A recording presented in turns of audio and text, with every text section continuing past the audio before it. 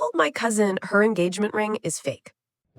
I, 27F, grew up with my cousin Claire, 29F, and for most of our childhood, we were practically joined at the hip.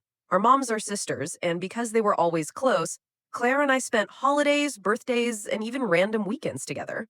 She was the one I played dress up with, the one I made up silly dances with in the living room, and honestly, the first person I ever thought of as a best friend.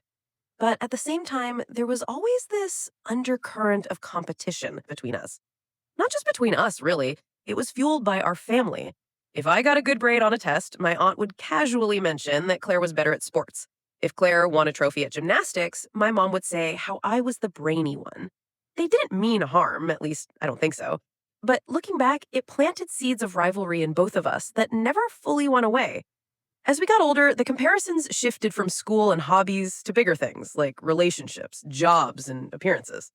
Claire has always been stunning, like the kind of person who walks into a room and immediately gets attention without even trying. I've always been more on the girl next door side of things. People like me, but I don't stop traffic the way she does. I used to be insecure about it, but over time I kind of leaned into other strengths. I focused on my career, I traveled, I learned new skills. Claire, on the other hand, has always been a bit more romantic, I guess. Her life goal, and I say this with no judgment, was always about finding the one. She'd jump into relationships hard and fast, and when they ended, she would fall apart for weeks, convinced she was never going to find love.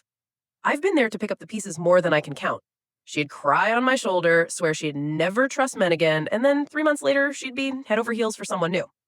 And while I've had my fair share of dating drama too, I always approach relationships with more caution. My family jokes that I overthink everything, and they're not entirely wrong. I like to know what I'm getting into. Claire, meanwhile, has always led with her heart. So when she introduced her now fiancé, Ethan, full story you can find on my channel, link below.